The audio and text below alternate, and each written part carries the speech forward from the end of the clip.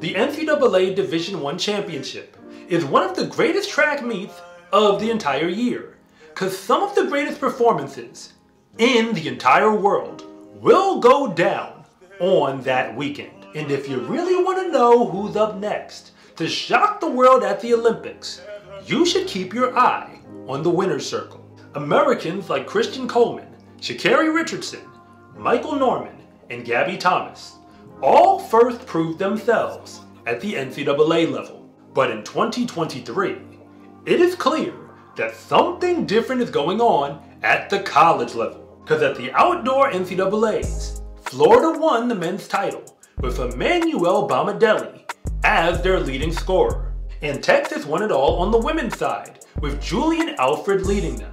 And if you don't know much about either of those athletes, there's a reason.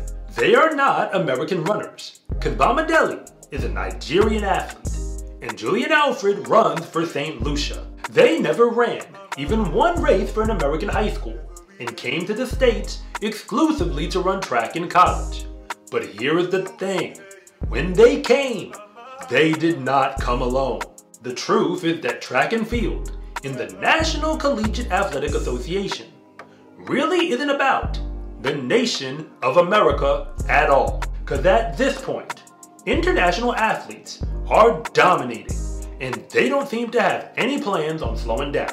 So America better get their act together, because if we can't even win medals at our own collegiate championships, come World Championship time, their chances of getting on the podium will be slim to none.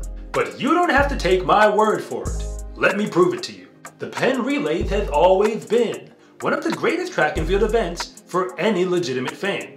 And the main reason for that was the USA versus the world format. Watching Usain Bolt run the 4x1 at the Penn Relays, even if you're just doing it on television, is incredibly satisfying, because he came to an American event. Technically, an American college event in order to do it. And for more than a decade of TV coverage, the USA would dominate the world in most of those races. But who stands atop the podium at the NCAA Championships is proof that college track and field has turned into a USA versus the world event. To make it very clear that I'm not making this up, just take a look at the D1 meet. On the men's side, 10 of the 19 individual events were won by internationally affiliated athletes from as far away as Germany and South Africa. Only Udodi Onwuzurike in the 200 technically ran for an American high school, but he still competes for Nigeria in the World Championships. These athletes aren't just coming to compete, they're coming to win every single event that they ever enter, and most of the time that works out for them, because the women's side didn't look any different. Julien and Alfred ran past everybody, indoors and outdoors, to dominate the sprinting events. She was wearing a Texas uniform, but she's really from St. Lucia. And when her Lady Longhorns won the national championship, all 5 of their leading scorers in that meet were international athletes. Besides St. Lucia, they came from Jamaica, Latvia, and Ireland. Forget about recruiting in state. Texas has a recruiting pipeline that extends across the entire world. And beyond that, 13 of the 19 events at the championship meet were won by international athletes. Julien Alfred was the only double champion on that list. And I'm talking all over the world, like Estonia, Kenya, and Sweden. The D1 NCAA meet is basically a formal tune-up for the World Championship meet, because just about every international athlete who is actually on the podium will be competing at the World Championships against America. I'll let you determine if this international takeover is a problem or not.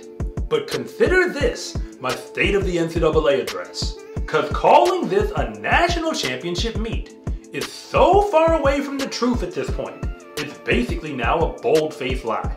Some events are almost entirely dominated by international athletes now, like the men's hammer throw, where 4 of the top 5 athletes were all international. Are you starting to see where I'm going with this? The international takeover isn't just at the top of the podium, it's running all the way down the scoring list. High school recruits have no idea that they're not just competing with the best athletes in their state to earn a track and field scholarship. They're competing with the best athletes in the entire world. And that's why it's so hard to get one, because Texas is a state that actually dominates track and field at the high school level. But even the University of Texas, which is the best program in that state, went international to find all of their leading scorers. As a matter of fact, their success in pulling it off and winning the national championship will only convince other coaches to go overseas to do the same themselves. Right now, Noah Lyles and Arian Knighton are basically the best 200-meter sprinters in the entire world. They're both American and they didn't compete in college. But at the World Championships, the NCAA D1 champion will be waiting to compete against them, representing Nigeria. But the Division II champion will also be representing Zimbabwe, and the NAIA champion will be there, running for South Africa. Even the Division III champion is internationally affiliated. He'll be running for Côte d'Ivoire in the World Championships, and he ran 20.25 to earn that right. Even the NCAA champion, that's the junior college level, will be there competing for Ghana. The oldest of all those athletes that I just described is 26 years old. You can't make this stuff up. America takes track and field seriously, but so does the rest of the world. And unlike them, we don't send our best athletes overseas to compete in their colleges.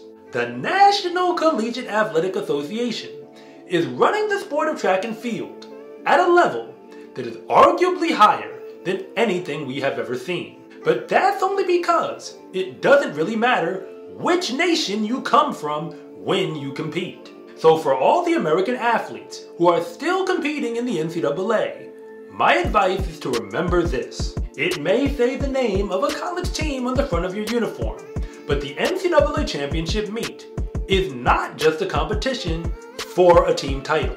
At this point, it might as well be USA versus the world.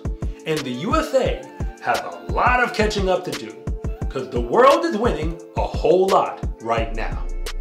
I'm Coach Rob, and thank you so much for watching this video. And if you want to see more content like this, then please like and subscribe.